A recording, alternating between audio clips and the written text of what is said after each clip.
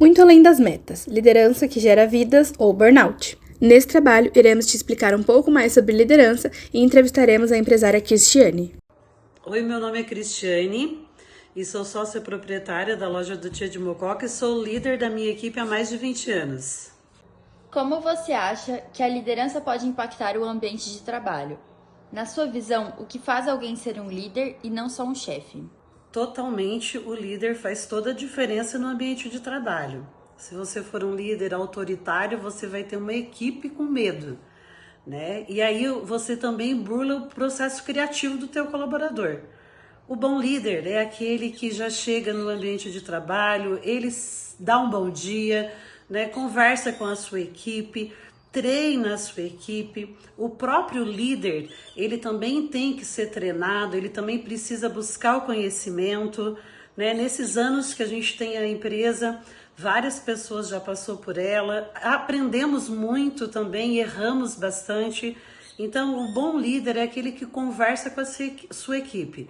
A nossa equipe hoje é composta por mulheres acima de 40 anos, né? E temos ali também ainda 2 colaboradores, uma abaixo de 30 anos e uma acima de 30 anos.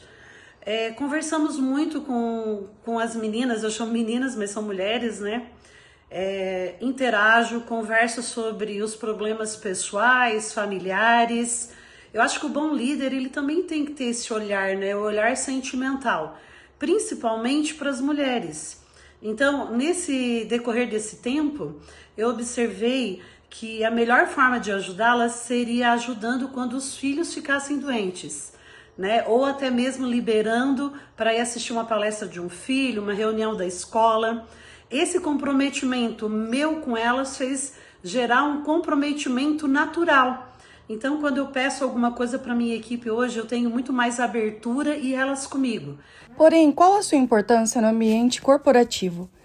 A liderança de uma organização tem o poder de impactar diretamente o desempenho e a saúde de seus colaboradores, uma vez que o bom líder possui a influência de impulsionar e motivar os melhores resultados da equipe.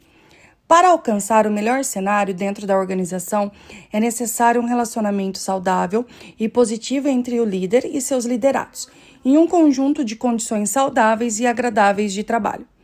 O bem-estar pode se relacionar de 2 formas: o estilo de liderança e o suporte organizacional. Apresenta a realização de um estudo entre 116 empresas privadas brasileiras, o que explicita a preferência dos funcionários por um suporte organizacional com condições de trabalho favoráveis, como oportunidades de crescimento, promoções e salários acima dos estilos pessoais de liderança.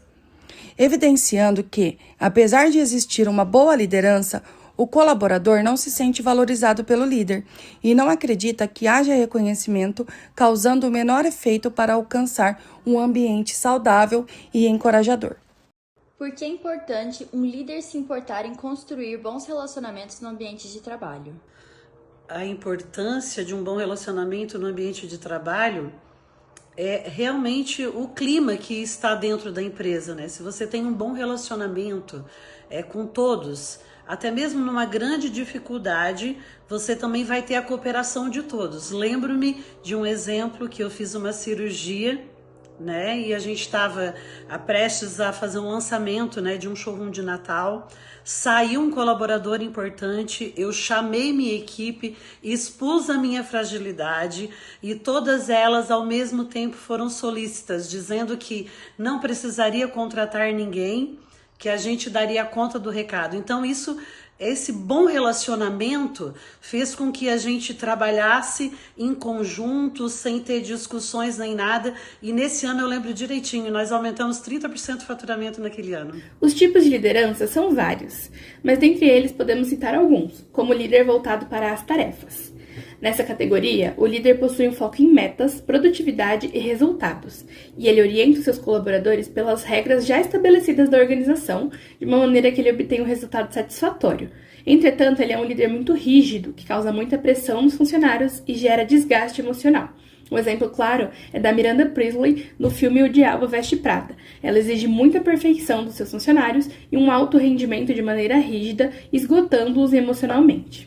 Outro tipo de liderança é o líder voltado para os relacionamentos.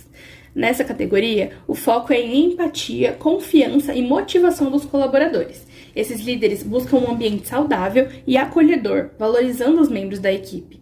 Um exemplo que pode ser citado é o Pooh da franquia Kung Fu Panda. Ele motiva através da valorização individual e não mede o seu poder com os demais. Além disso, ele reconhece as dificuldades dos colaboradores e tenta apoiá-los para que eles melhorem nesses pontos. Existe também o líder voltado para a situação.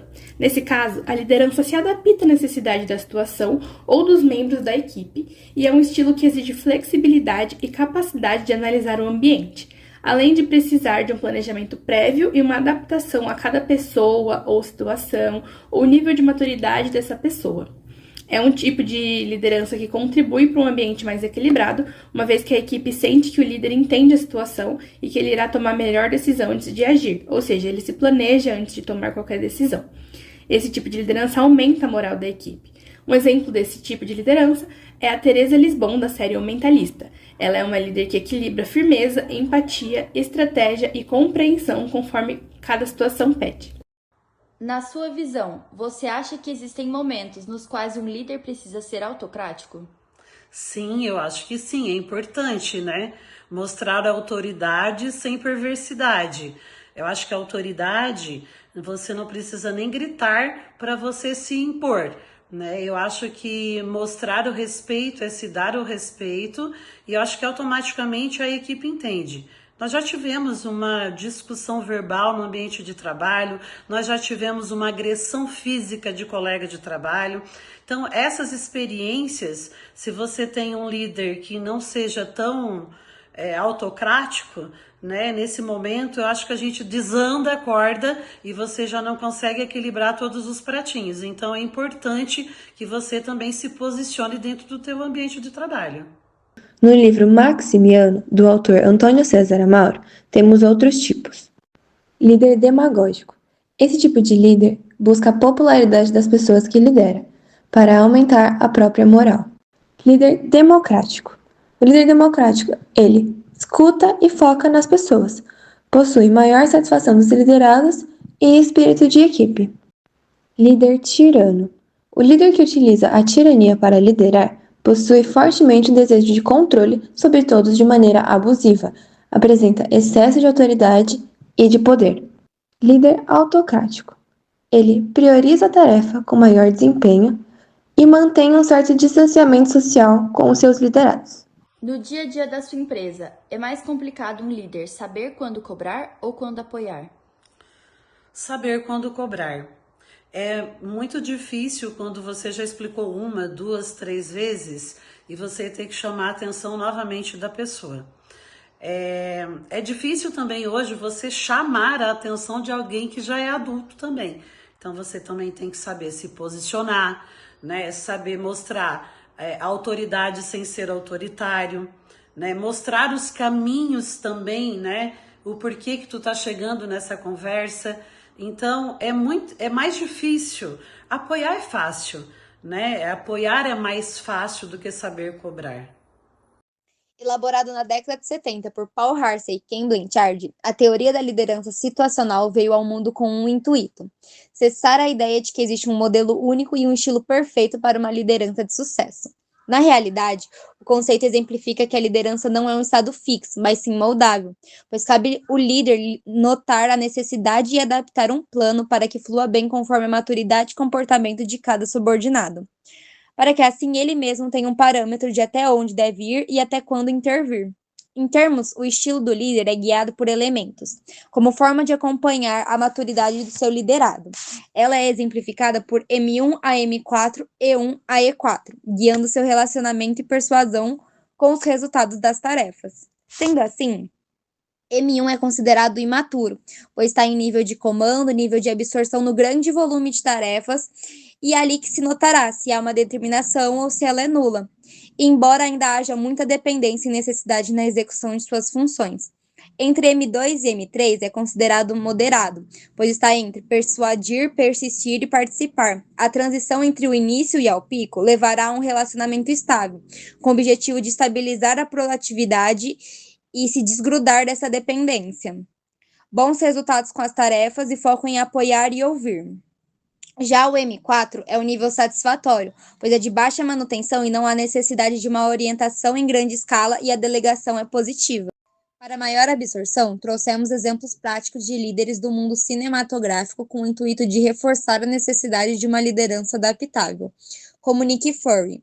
A sua liderança é autocrática, com foco em controlar a situação e os liderados, para que assim atinja o objetivo da melhor forma.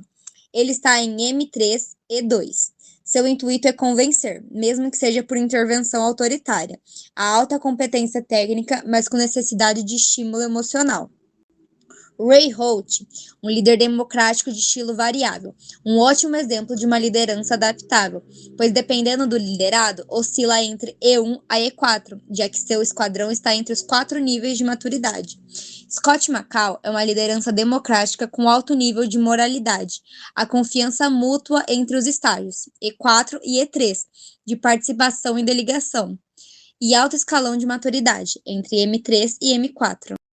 No mundo das séries, temos o Michael Scott de The Office, com um emocional extremamente forte em suas atitudes, evidenciando um tipo de liderança demagógica pela busca de validação constante.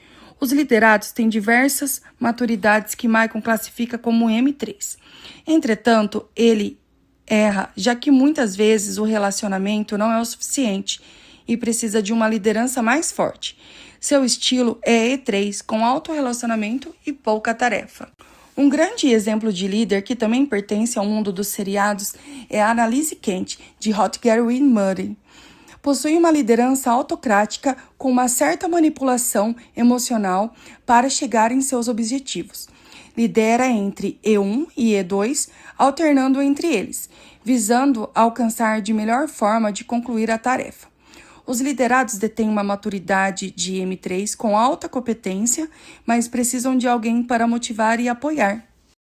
Na realização desse trabalho, utilizamos 2 artigos como base, além do livro Maximiano, capítulo 13, no capítulo de lideranças. O primeiro chamado Bem-estar no Trabalho, Relações com estilos de liderança e suporte para a ascensão, promoção e salários, publicado em 2012 na Revista de Administração Contemporânea e escrito pelos autores Lilian Lima, Tatiane Pascoal e Eliana Elizabeth. Já o segundo artigo se chama A Influência da Liderança Autêntica e da Justiça Interracional no Bem-estar dos Funcionários do Setor Financeiro, o papel da presença afetiva do líder, publicado em 2024 na Revista Brasileira de Gestão e de Negócios e escrito pelos autores Rafaela Maria, Flávia de Souza e Patrícia Ítala. Por fim, agradecemos à empresária Cristiane por nos fornecer essa entrevista e ao professor Gustavo Salati e sua equipe acadêmica, que nos auxiliou tirando dúvidas e fornecendo conteúdo básico para esse trabalho.